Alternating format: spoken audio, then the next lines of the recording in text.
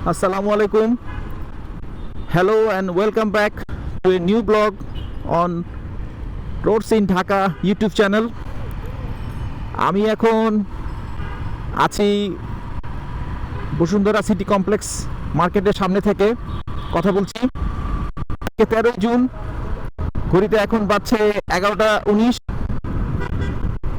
আমি এখন কারণ বাজার ক্রসিংয়ে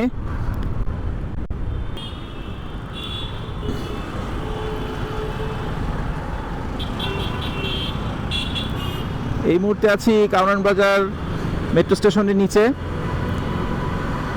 যদিও আজকে ঈদের 8তম দিন, আজকে হচ্ছে শুক্রবার, সাপ্তাহিক ছুটি, কিন্তু এখনও ঢাকার রাস্তায় সেই ঈদের ভাইবটা রয়ে গেছে। লোকজন মনে হয় এখনও ওইভাবে ঢাকামুখী হয়নি, যার কারণে আজকেও খুব একটা সিগন্যালে পড়া লাগছে না। আচ্ছা, বসুন্ধরা সিটি কমপ্লেক্সে কেন এসেছিলাম? বসুন্ধরা সিটিতে এসেছিলাম সিনেপ্লেক্সের শাকিব খানের মুভিটা দেখার জন্য, তাণ্ডব। কিন্তু দুঃখের বিষয় হচ্ছে কোনো শোতে এই মুহূর্তে সিট খালি নেই, এবং সিট খালি হবে সেটাও হয়তো দুপুরের পরের কোনো শোতে। সেই পর্যন্ত আমার ধৈর্য নেই, তো ভাবলাম যে আপনাদের সাথে শাকিব খানের মুভি এবং শাকিব খানকে নিয়ে একটু বকবক করি। এখন আমি বামে টার্নিং নিয়ে মানিক মিয়া এভিনিউর দিকে যাচ্ছি। আমার হাতের বাঁ দিকে হচ্ছে তেজগাঁ কলেজ, সামনে তেজগাঁ কলেজ, আর ডান দিকে হচ্ছে খামারবাড়ি। এবং ফার্মগেট স্টেশনের, মেট্রো স্টেশনের কয়েকটা ডাউন প্লেস আছে, এর মধ্যে এখানে একটা মাথা আছে, ওই পাশেও একটা মাথা আছে, এবং আমার সামনে দেখতে পাচ্ছেন সেখান দিয়েও মেট্রো স্টেশনে উঠা যায়। আচ্ছা, আপনারা সংসদ ভবন দেখতে পাচ্ছেন। তো আমি এখন শাকিব খানের ছবির ব্যাপারে যেটা বলছিলাম সেই গল্পে আসি। আমার কাছে শাকিব খানের ট্রান্সফরমেশনটাকে মনে হয় এই জাতির কাছে একটা উদাহরণ হিসাবে নেওয়া উচিত।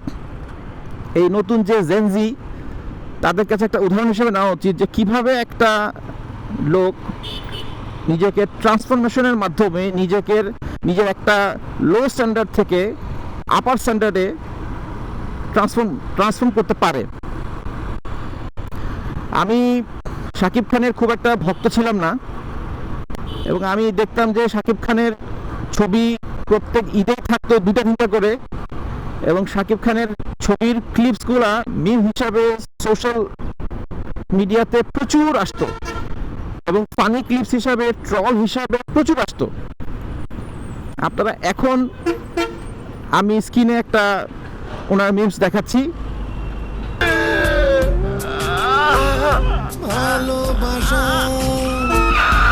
শাকিব খান নিজেকে এই ট্রলের উপযুক্ত করেছে নিজেই। তার নিজের অভিনয় কোয়ালিটি, তার বডি ফিটনেস, তার ড্রেস আপ, তার গ্রুম আপ, সব কিছু উনি নিজেই করেছে। রয়্যাল বেঙ্গল টাইগারের সামনে দাঁড়িয়ে আছে। তোর বোধহয় জানা নেই, সুন্দরবনে শুধু বাঘই থাকে না, সিংহও থাকে। শাকিব খানের ছবির যে গল্প, যে মেকিং, যে নায়িকা, সবগুলাই আউটস্ট্যান্ডিং। আমি মানে শাকিব খানের এই ট্রান্সফরমেশনটাই আমার কাছে অবাক করেছে।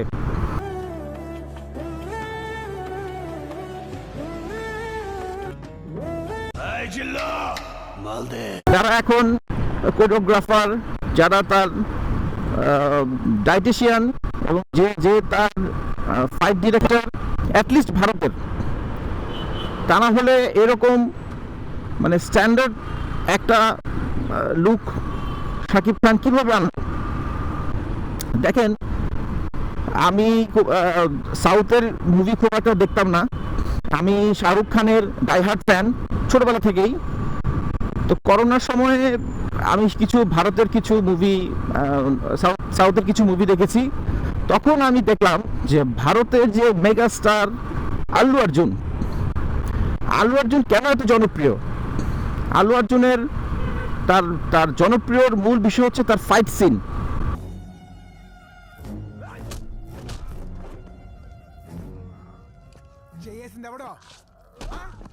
এবং তার জনপ্রিয়তার আরেকটা বিষয় হচ্ছে যে তার তার বডি ফিটনেস। আমার মনে আছে আমরা যখন ছোট ছিলাম বাংলাদেশের যেই সিনেমাগুলো হতো এর দুইটা কমন কাহিনী, দুইটা কমন প্লট।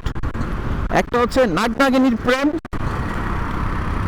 ইলিয়াস কাঞ্চন সাহেব বা ওই সময় যারা অভিনেতা ছিলেন তারা হতেন নাগ, আর অঞ্জু ঘোষ বা ওই টাইপের সমসাময়িক যারা নায়িকা ছিলেন তারা হতেন নাগিনী। পরবর্তী যে জেনারেশনটা আসলো সেখানে আসলো ধনী গরিবের প্রেম। ওমর সানি সাহেব উনি ছিলেন গরিব, আর মৌসুমী ছিলেন জমিদারের নাতনি। এবং দেখা গেছে যে জমিদারের নাতনি প্রথম পাত্তা দিত না, এবং পরে জমিদার সাহেব তার লাঠিয়াল বাহিনী দিয়ে নায়ককেও সেই রকমের কেলানি দিত, এবং পরবর্তী তারা ভুল বোঝাবুঝি সমাপ্তি হয়ে তাদের প্রেম এবং সুখে শান্তিতে তারা সংসার করত। এবং আমরা যারা 90s-এর কিড বা 2000 সালের শুরুর দিকে যে এই প্লটগুলা আমরা মুভির শুরুর অংশটা দেখে বলে দিতে পারতাম যে এটা কিভাবে আগাচ্ছে, কিভাবে হবে এবং এর সমাপ্তিটা কি। তো ওই সময় যেই মুভিগুলো যারা পরিচালনা করতেন এদের মধ্যে ছিলেন দেলোয়ার জাহান ঝন্টু সাহেব, মনোয়ার হোসেন নান্টু সাহেব এবং দ্য বস মালেক আফসারি সাহেব। আমি ঝন্টু কাকা, আমি আপনাদেরকে বলছি এখন হচ্ছে জেনারেশন জেড চলতেছে। এই পোলাপান আপনাদের এই সমস্ত বস্তা পচা কাহিনী আর তারা দেখবে না। এখন যে ট্রেন্ড চলতেছে, যেমন ধরেন ওই 2000-এর সময় ক্লিন শেভ, নায়কদের ক্লিন শেভ আর একটা স্লিম ফিগার হলে ওই সময়টা ট্রেন্ড ছিল। আর এখন দেখছি যে কেজিএফ-এর যে লুক, এখনকার ছেলেমেয়েরা এই লুকটা হচ্ছে তারা পছন্দ করছে। তো নতুন যুগে রায়হান রাফির মতো যারা নতুন ডিরেক্টর আছেন তারা এখন যে গল্পগুলো বানাচ্ছেন, যেই ফাইটিং সিনগুলো দিচ্ছেন,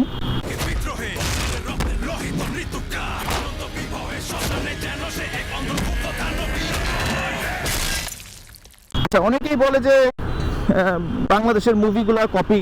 আচ্ছা শাকিব খানের যে এই এখনকার যে মুভিটা তাণ্ডব, যে মুভিটা, এই মুভিটার আমি আমার ফ্রেন্ডের কাছ থেকে যেটা শুনলাম আর আমি যেটার প্লট কিছু ইউটিউবে দেখেছি, ওটা শুরুর দিকের প্লটটা এরকম, ভারতের বলিউডের শাহরুখ খানের যে জওয়ান মুভিতে শাহরুখ খান যেমন মেট্রোতে বম লাগিয়ে কোনো একটা মিনিস্টারকে মনে হয় ব্ল্যাকমেল করেছিল, ঠিক এই তাণ্ডব মুভিটার সাকিবের এরকম একটা সিন ছিল শুরুতে, সবাই মাস্ক পরে কোনো একটা টিভি স্টেশনে গিয়ে কোন একটা মন্ত্রীকে অপহরণ বা এরকম ব্ল্যাকমেল করে কোনো কিছু একটা দাবি আদায় করা। তো ভাই আপনি যদি বলেন যে এটা জওয়ান মুভির ওই অংশটার নকল, ভাই নকল বলে আসলে কিছু নাই। মুভি যেটা দেখা যায় যে কোরিয়ান মুভির কাহিনীর সাথে নকল থাকে। তা আমি এখন আছি দারুসালাম, আমি মিরপুর 1 নম্বর যাচ্ছি। ওখানে ছোটদের একটা হাট আছে, সেটা হচ্ছে পাখির হাট। আমি তো বড়দের হাট আজকে বসে নাই, ছোটদের হাট বসে কিনা আই ডোন্ট নো। তারপরেও একটু দেখাই, যদি বসে তো আপনাদেরকে দেখাতে পারবো। নায়িকা নিয়ে আমি অন্য একদিন বলবো। শাকিব খানের এক সময় হয়তো ভালো নায়িকা খুঁজে পাওয়া যেত না, বি গ্রেড সি গ্রেডের নায়িকাদের সাথে সে অভিনয় করতো। পরবর্তীতে এখন তো কলকাতার যে নায়িকা যারা আছে ফার্স্ট গ্রেডের নায়িকা, তারা তো অভিনয় করছেই, পাশাপাশি বলিউড থেকেও তো সোনালি চৌহান এসেছিল একটা ছবিতে অভিনয় করার জন্য। আর আমাদের যে টেলিভিশন মিডিয়াতে যারা আছেন নায়িকা হিসাবে, আই এম প্রিটি শিওর যে তারা কেউই এখন রিফিউজ করবে না শাকিব খানের সাথে মুভি করার জন্য। আর তো সিনেমাটা আমি নিজেই তো আজকে গিয়ে দেখলাম যে হলে কোনো সিট নেই। সো আমি এই পজিটিভ ট্রান্সফরমেশনের পক্ষে।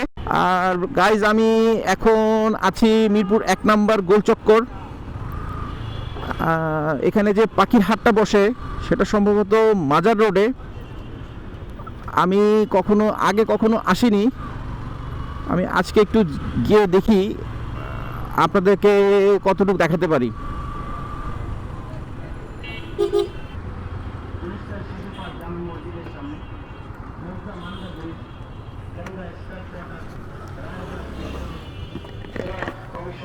আচ্ছা ভাইয়া, ওই যে এইখানে যে পাখির হাট বসে কোন দিকে? এই যে এই সোজা বরাবর গেলে হাতের বামে ঢুকবেন, এদিক দিয়ে গিয়ে হাতের বামে ঢুকবেন, বামে ঢুকলে প্রথম গলিতে যে ডাইনিং ঢুকলে দেখবেন যে বাজারের সামনে গলিটা? হ্যাঁ, মাজারের সাথে যে গলিটা ঢুকছে হ্যাঁ, সামনে, হ্যাঁ। এদের দুইটা আবার হাতের ডানে দেখবেন। আজকে কি বসছে? হ্যাঁ হ্যাঁ, আজকে শুক্রবার।